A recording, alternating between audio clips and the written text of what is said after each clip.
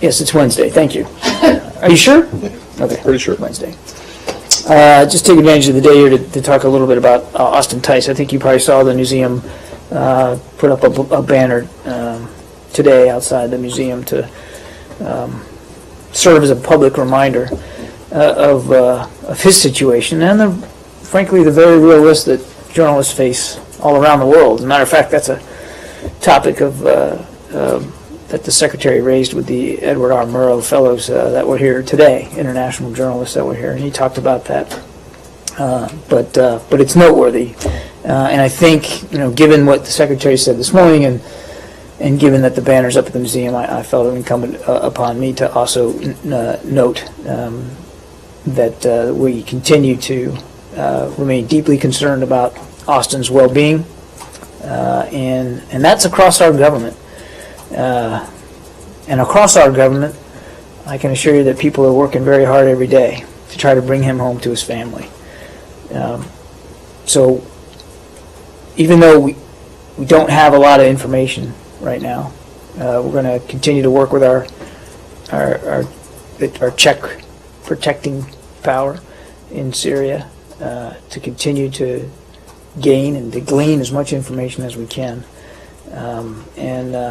We're obviously going to continue publicly and privately to urge all sides to ensure the safety of journalists that are operating in Syria, and obviously to call on Austin's captors to release him now and return him safely to his loved ones, which is where he belongs. So with that, start. Just briefly on that, and then I'm sure we'll return to Syria again, but on Austin Tice, does that your statement suggest that there isn't any, that there's no new information here? It's still, we're still in the same I do not kind have of any additional information. Okay, before we go back to Syria, can I just ask my daily email question update? Your daily email? Well, just as the FBI gotten in touch with the State Department. Oh, no.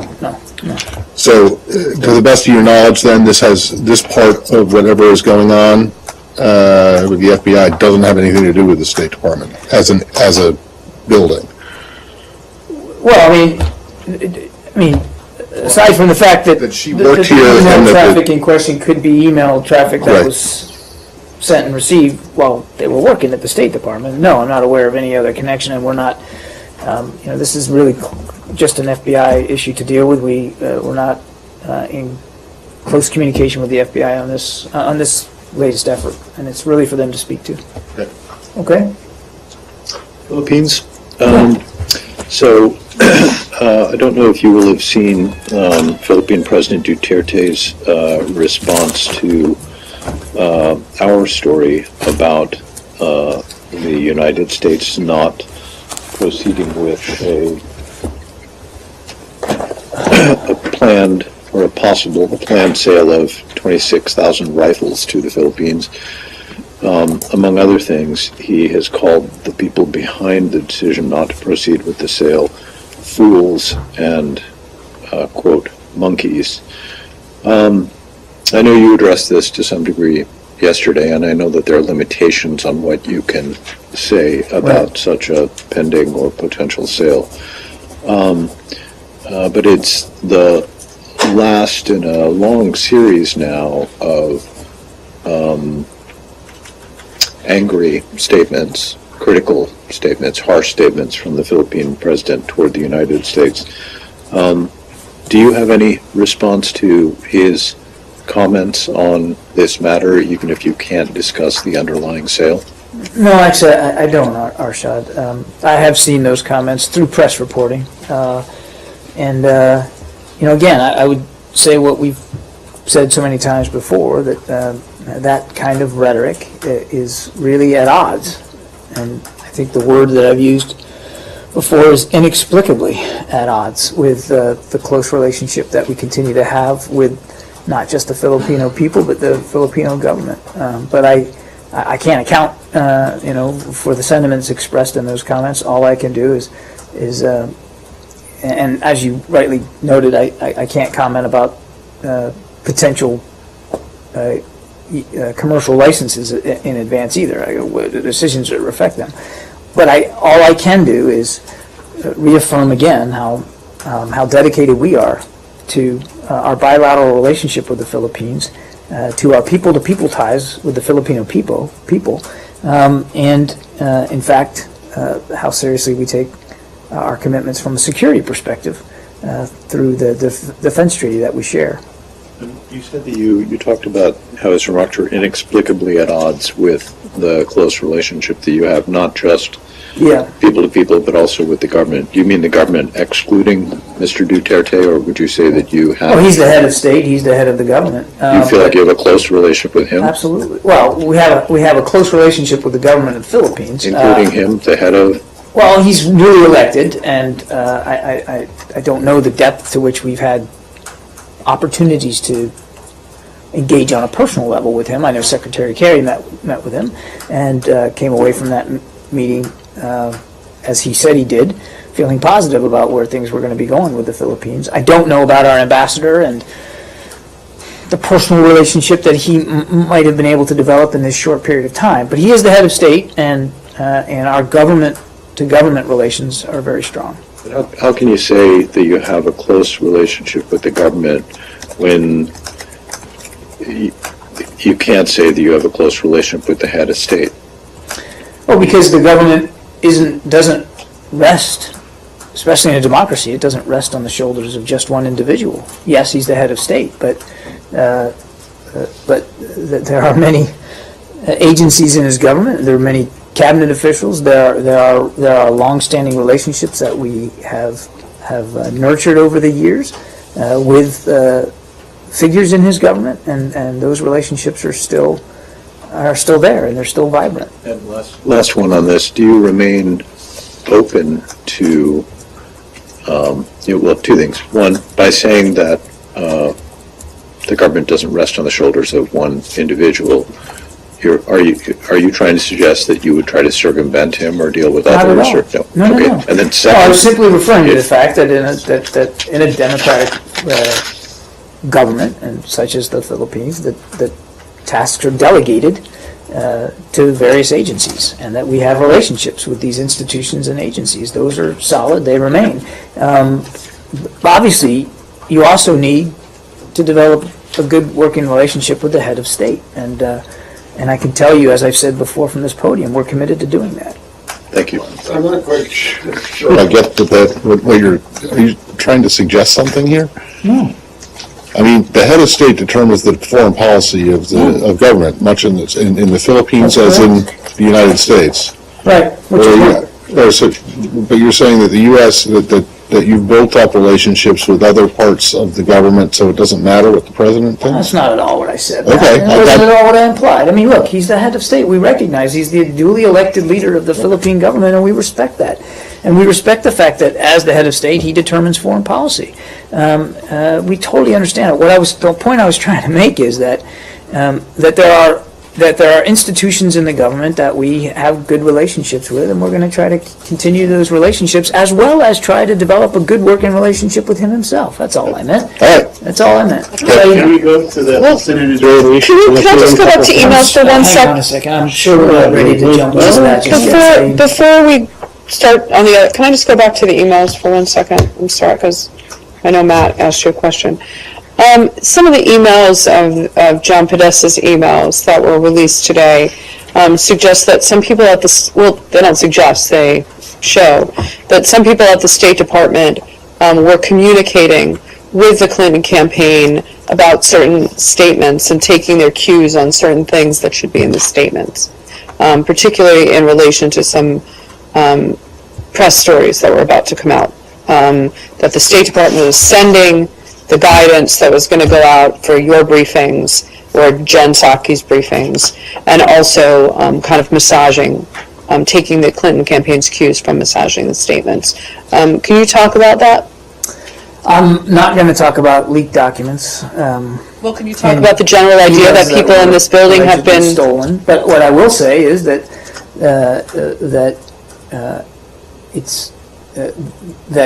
there are times and when in trying to make sure that we're accurate, it's appropriate to reach outside this agency to talk to former officials.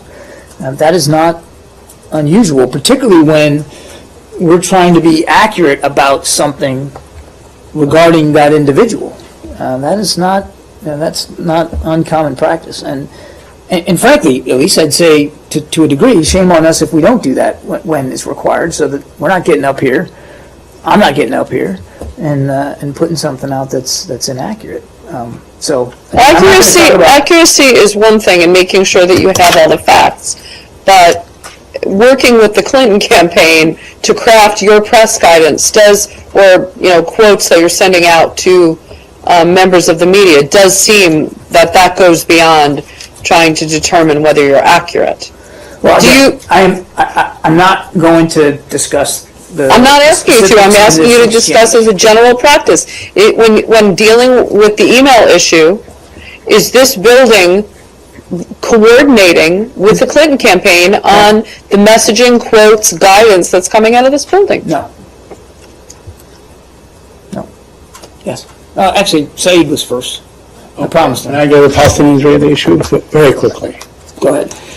On Monday, there was a group of senior Israeli government officials, notably the Deputy Foreign Minister Tzipi Hadovli, and they were pushing for the total annexation of Ma'ale Adumim, one of the largest settlements in the West Bank, in the occupied West Bank. Do you have any comment on that?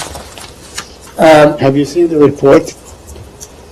This is, you're talking about the Deputy Prime Minister? Yes. In his remarks? Because it's the Prime Minister himself was assuming not Deputy Foreign Minister, because Mr. Netanyahu is also the Foreign Minister. So she's the Deputy Foreign Minister.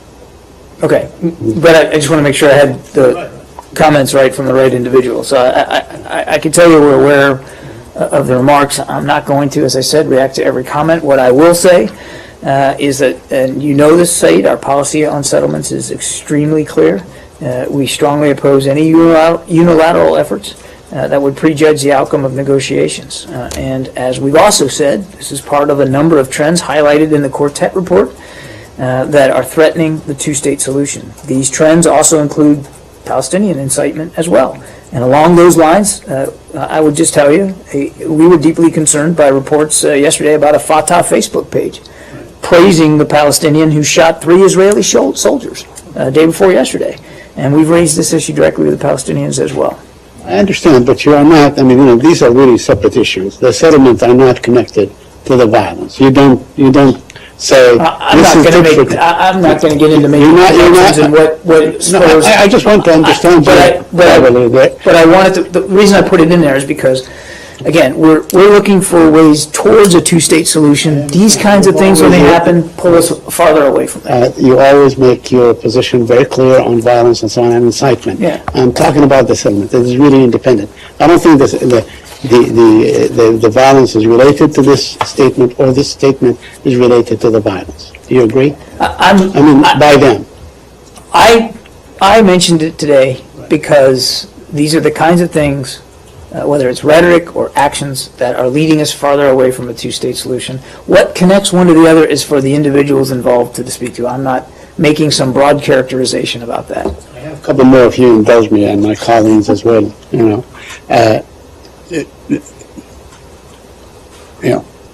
Okay. The Palestinian Authority. That's okay. I was just taking it back a little bit. I'm waiting. The Palestinian Authority is basically bankrupt because it's not getting any aid from the Saudis. It's not getting any aid from the United Arab Emirates. They claim that they have not received much aid from you guys. Could you shed some light on what kind of aid you're sending them? How strapped they are, how they are likely to continue to function? I actually don't. Okay. I'm not in a position to answer that question, Said. I don't have anything on that. And finally, I want to ask you, today marks the 99th anniversary of the Balfour Declaration. I'm sure you're aware of the Balfour Declaration. I am. Which basically launched this thing into, began this whole process and so on. And I wonder, the Palestinians are going to sort of demand that Britain apologizes for the Balfour Declaration. Will you support them in that effort? Will you support the Palestinians if they go to the UN to say that Britain must apologize for that and must do everything that it can to rectify the wrongs that have been inflicted on the Palestinians as a result? This is the first I've heard that there's an interest in doing that at the UN side, so I'm not going to get ahead of proclamations or announcements or proposals that haven't been made yet at the UN. Look, I'll tell you, not that I'm saying history's not important. Believe me, as a history major and still a lover of history, I get the importance of history, but I'll tell you where we're focused is on the future here. And this gets back to your first question about settlement activity. We want to see a path forward to a two-state solution, and the Secretary still believes that path can be found. But it requires leadership, and it requires a forward vision in the leadership there. So we are very much wanting to look forward here to a meaningful two-state solution, and I think we're a little less interested in proclamations about the past. Not that I'm saying the past isn't important or that we're not a product of history. I'm not at all suggesting that. I'm just saying that we are more focused on moving forward. Okay, recognizing that. Does the administration have a position on the Balfour Declaration? Good, bad, indifferent? I don't know. They sent You don't know? information back. I don't know if we've taken a position on the Balfour Declaration or the Treaty of Westphalia or I think you think that was good because that established the sovereign concept of states. sovereign Yeah. immunity. Yes, actually. How about the I Treaty don't of know. Worms? I don't know. That one? Now, see, if I had actually said that we did have a position on Balfour, then I would expect you to list every other treaty and ask me. But I'm saying we don't have a position on this right now. How about Versailles? Which one? 1783, we actually like that one a lot. All right. I actually have a relevant question that's relevant to the previous one. That would be very interesting. Apparently earlier today, the Jerusalem Local Planning Committee authorized or gave the green light to the construction of 181 new housing units in East Jerusalem. I'm just wondering if you have any thoughts about that. We do. We're deeply concerned by those reports that the Local Planning and Construction Committee in Jerusalem approved permits for, as you said, 181 housing units and 5 community center infrastructure projects in Gilo, which is in East Jerusalem. Our policy on settlements, as I said before, is very clear. We strongly oppose settlement activity, which we believe is corrosive to the cause of peace. These decisions by Israeli authorities are just the latest examples of what appear to be a steady and systematic acceleration of Israeli settlement activity. In just the past few weeks, we have seen reports of an entirely new settlement near Shiloh, a potentially new settlement outpost in the North Jordan Valley, and over 80 Palestinian structures demolished in the West Bank and East Jerusalem. As the Quartet report highlighted, these actions risk entrenching a one-state reality and raise serious questions about Israel's ultimate commitment to a peaceful negotiated settlement with the Palestinians. Is there any practical impact of your opposition to these plans? I'm sorry? Is there any practical impact? Is there any consequence? Well, I think... I mean, the suggestion has been, or the fear in Israel has been that the administration in its final months is preparing to, take some kind of action or make some kind of statement to kind of, I don't know, for lack of a better word, try to draw a line in the sand where it comes to actions that you say or you believe hurt the environment for negotiation for a two-state solution.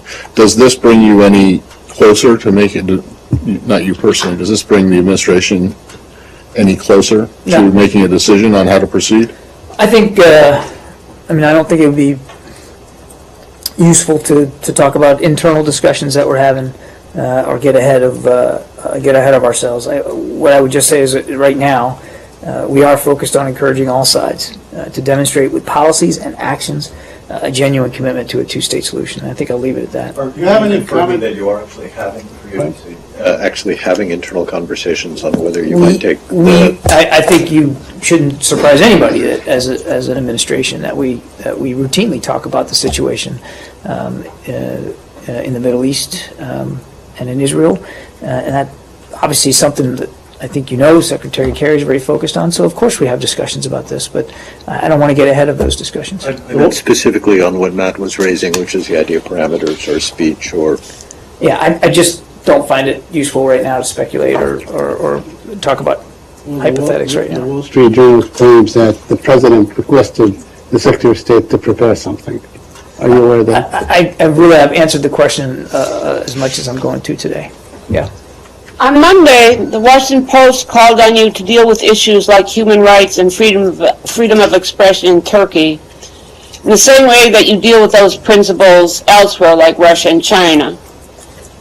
And yesterday, the Deputy Secretary gave a speech that seemed to do just that. Does that speech mark some sort of shift in the U.S. approach toward Turkey along the lines that the Post suggested? No. Afghanistan?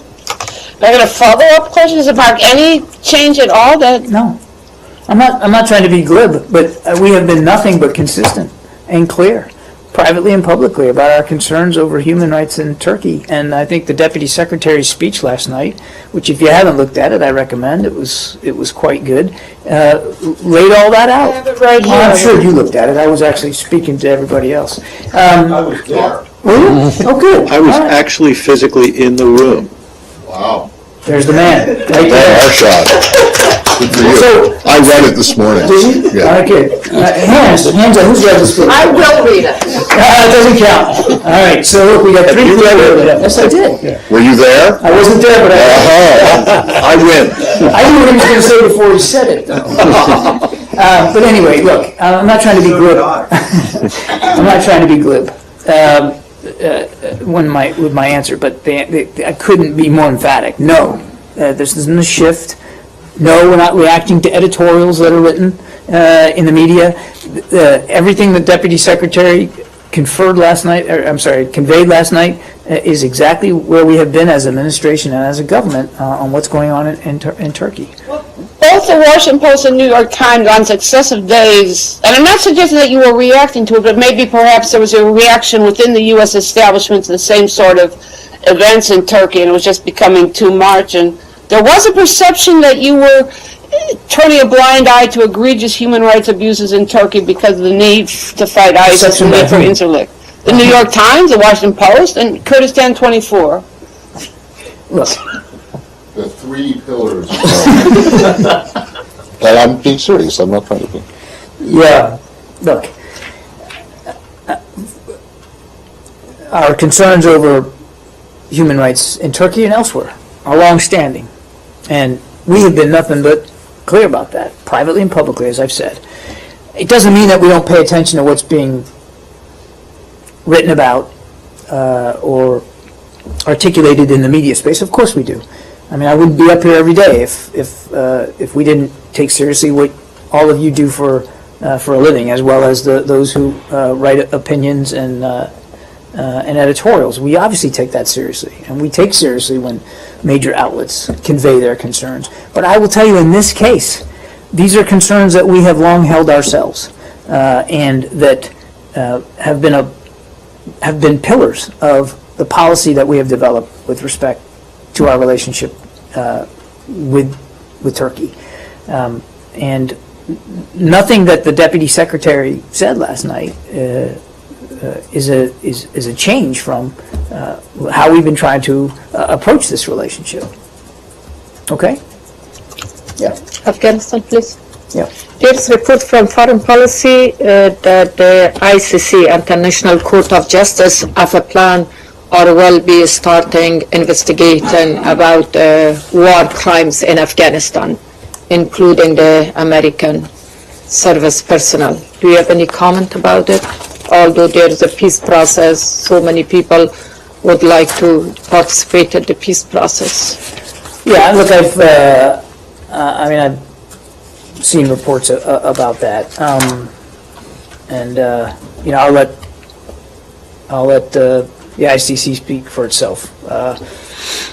What I will tell you is that, speaking for the United States, and again, I'm not comfortable talking military things, but I will in this case because the question's, I think, broader than just a military issue. But no no government, no military on earth takes its responsibilities in the way it conducts war more seriously than we do.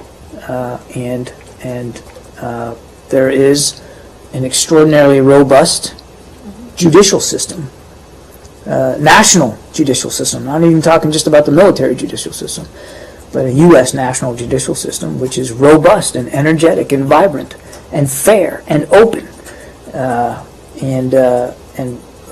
We will, going forward, as we have in the past, rely heavily on that system. Okay?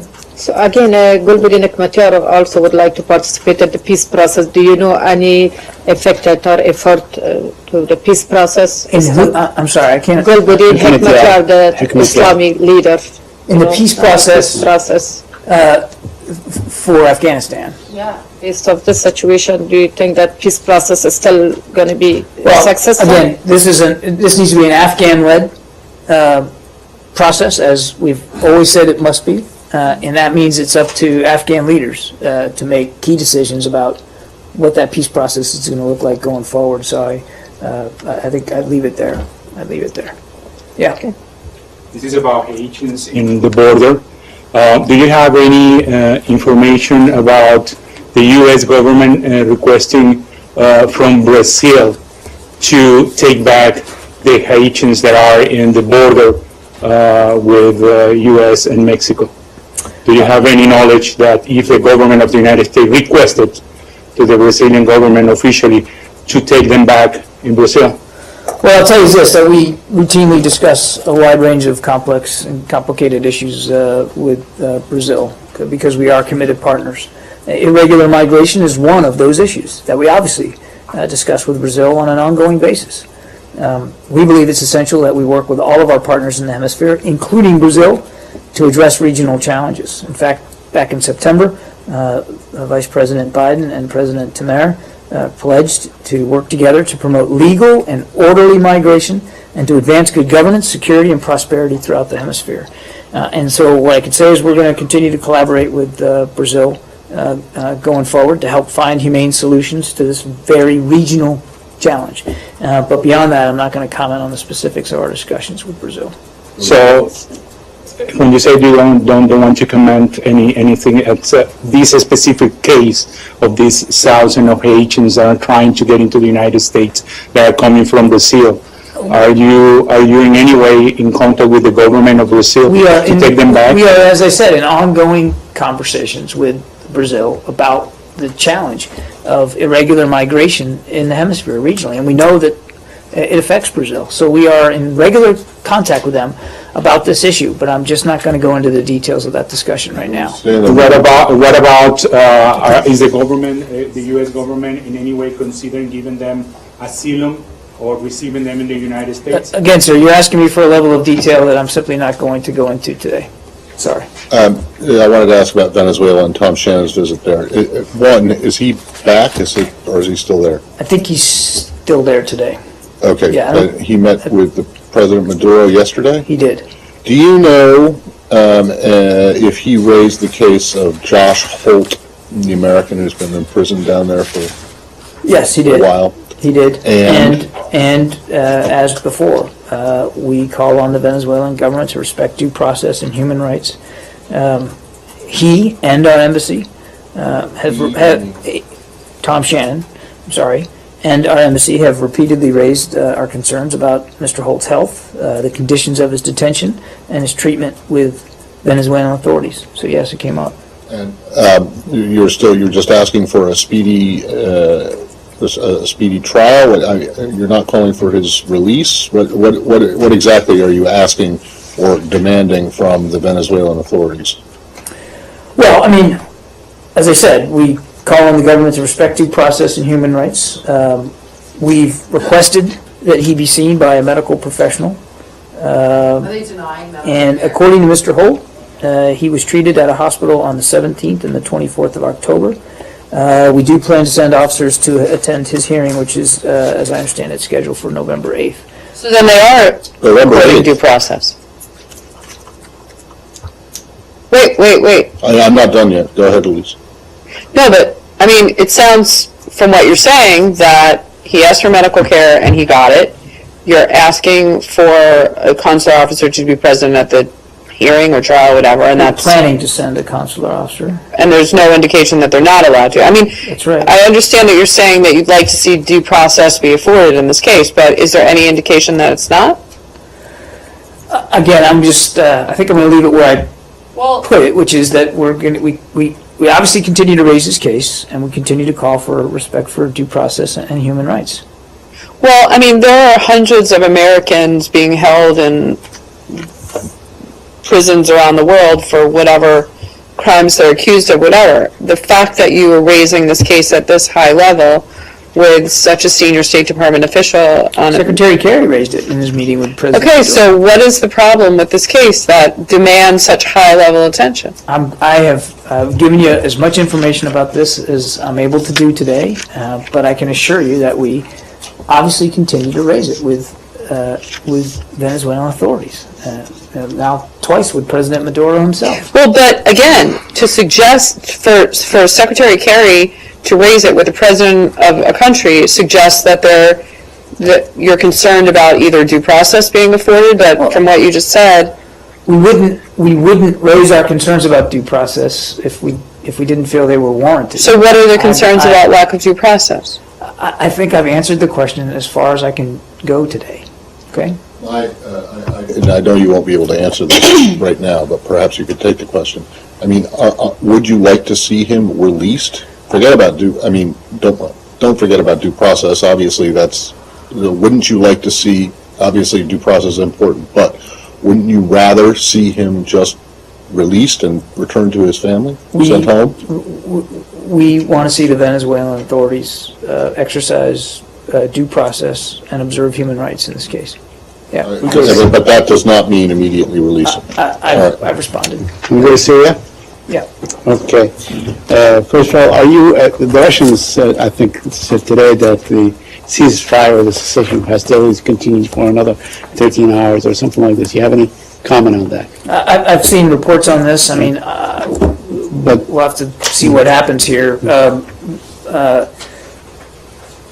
We've seen examples of this in the past, but these humanitarian pauses, which are really nothing more than what the Russians want to, provide an opportunity for people to get out rather than, before they resume the bombing. So we'll see where this goes.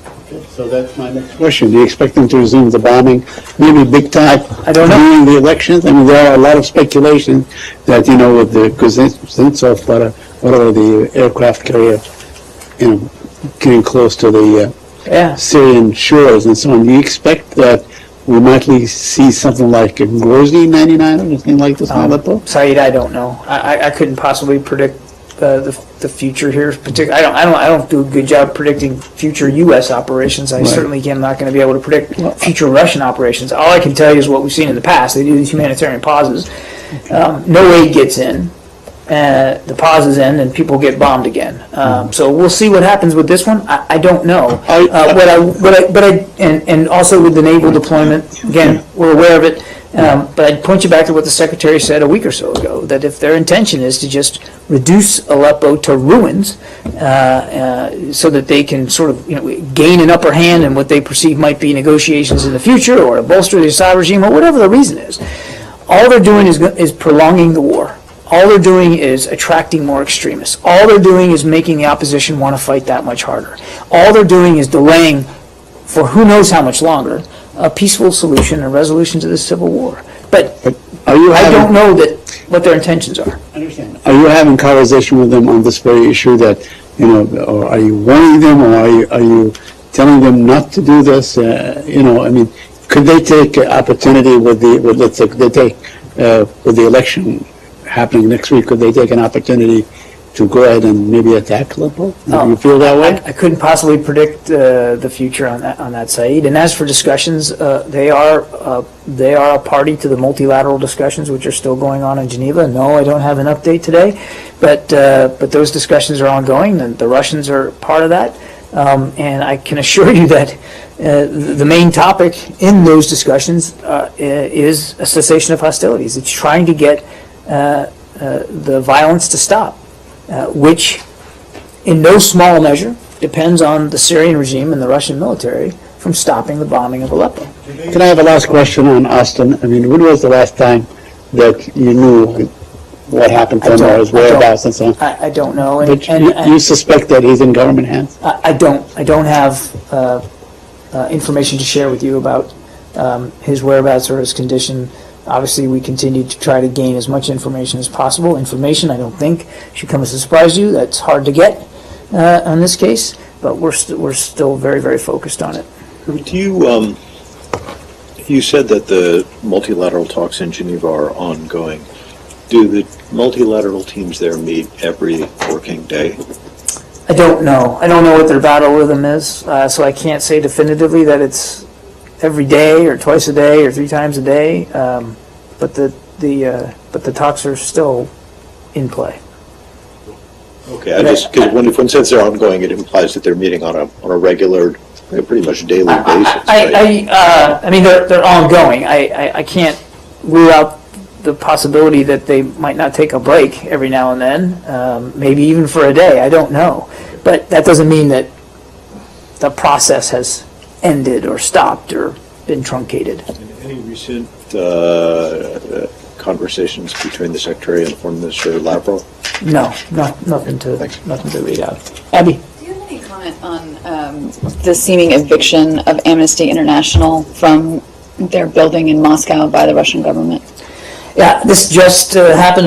We've only just seen press reports of this. I don't really know a lot about it, Abby, so I think we're going to have to see how this develops over time before we can react to that. I mean, obviously, we're concerned about it, monitoring as best we can, but I just don't think we're in a position right now, since this is so fresh, to be able to have an official reaction to that.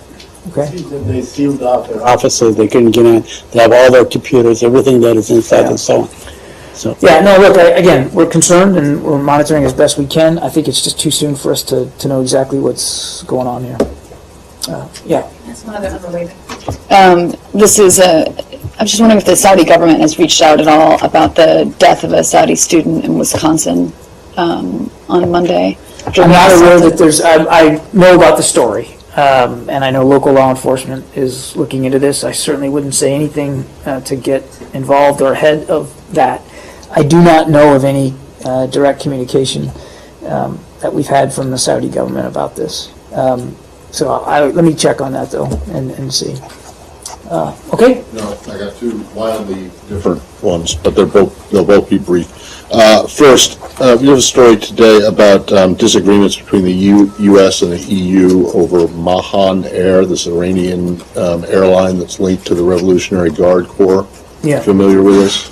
Yes. What exactly is the State Department doing to try to dissuade European countries from allowing it to fly? And To lift their restrictions and sanctions? Is that what you mean? to prevent them from. Well, This is a company that's still, you get secondary sanctions. Sanctions can still apply in this case. Yeah, look, I'm aware of this issue and this apparent decision by the EU.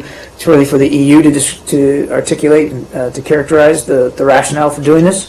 That's one. 2, I'll just reassert that our sanctions on Mahan Air remain in place, and I know of no intention to change that. And then the third point I'd say is that obviously whatever discussions that we might have with our European colleagues over this, I think we'll keep those private. Well, and that's fine. Does it not bother you? Well, it's not fine, but I'll accept it.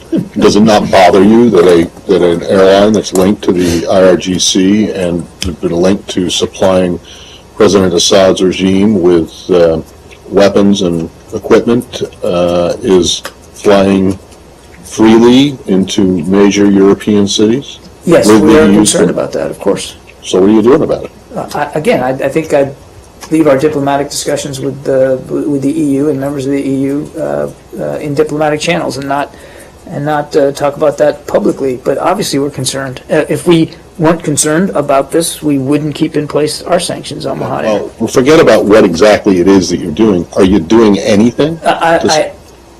I think I'm going to leave our diplomatic discussions in diplomatic If you're channels. concerned, that would suggest that you would actually try to take some action to address your concerns. Are you without getting into the details? I'll pass your tip. Without getting into the details of specifically it is you're doing, are you doing anything? We remain engaged with our European partners about all manners related to Iran's provocative activities and support for terrorism. I think those are conversations we obviously routinely have and will continue to have. But beyond that, I don't have any more to say. Does that include Mahan Air?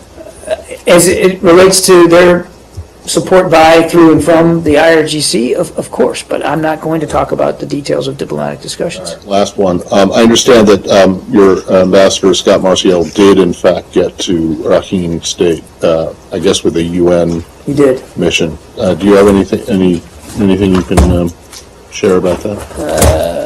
Yeah.